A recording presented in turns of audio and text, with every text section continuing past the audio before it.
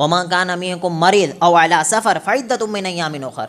आप में से अगर कोई शख्स है जो मरीज़ है या फिर सफ़र में है, फ़इद्दतुम मिन अय्यामिन उखर, तो उसे रुख्सत ही है। क्या रुख्सत है?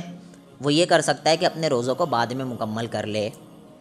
अब आपको पता है मरीज़ भी कई किस्म के होते। एक वो मरीज़ है जिसको सिर्फ खांसी आई है, ज़ुकाम आया है, वो भी रोज़े छोड़ रहा है। तो अगर कोई मरीज़ भी है तो वो मरीज़ इस लेवल का होना चाहिए कि अगर रोज़ा रखेगा तो उसे नुकसान होगा।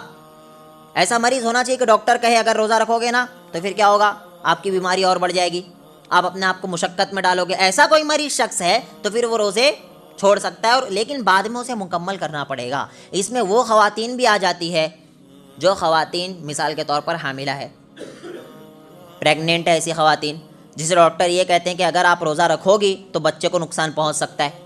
हमारे यहाँ पता है इल्म ना होने की वजह से हम इस्लाम की गलत इमेज लोगों में बयान कर रहे हैं। सब गौर से सुनो, इल्म ना होने की वजह से गलत इमेज क्या बयान कर रहे हैं। हम कहते हैं बच्चा देने वाला कौन है, बोलो अल्लाह। जब देने वाला अल्लाह है तो उसने कहा है रोज़े रखो तो रखूँगा, अल्लाह देगा तो आ जाएगा, अल्लाह नहीं चाहेगा तो कोई भी कर ले, बच्चा आएगा ही नहीं, ये सोचते हम। जबकि ये जो दुनिया है ना, ये दारुल असबाब है। इस दुनिया में असबाब के तहत ही चलना है, कोई लॉजिक नहीं चलेगी इधर, समझे, कोई जादू नहीं होने वाला यहाँ पर।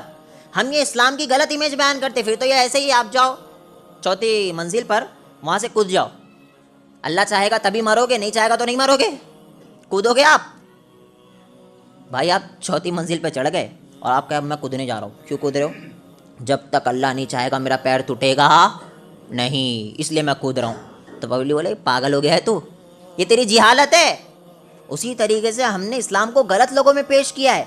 अगर कोई ऐसी औरत है जिसके रोज़ा रखने की वजह से उसके बच्चे को नुकसान पहुँच रहा है तो वो भी मरीज़ की कैटेगरी में आएगी, और जब वो मरीज़ की कैटेगरी में आएगी तो फिर उसके लिए ये क्या है, ये रुख्सत है कि जब वो सही हो जाएगी तब वो रोज़ा रखे।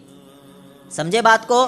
तो अब से ये बेवकूफ़ी नहीं करना है कि रोज़ा रख, मरी तो मरी, क्योंकि अल्लाह चाहेगा तभी मरेगी।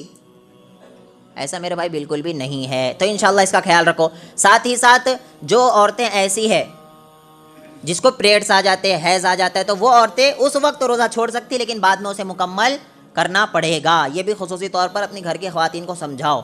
मसले मसाइल पता नहीं होते हैं जिसकी वजह से आज दीन से बहुत ज़्यादा दूर हमारी ख़वातीन हो रही है।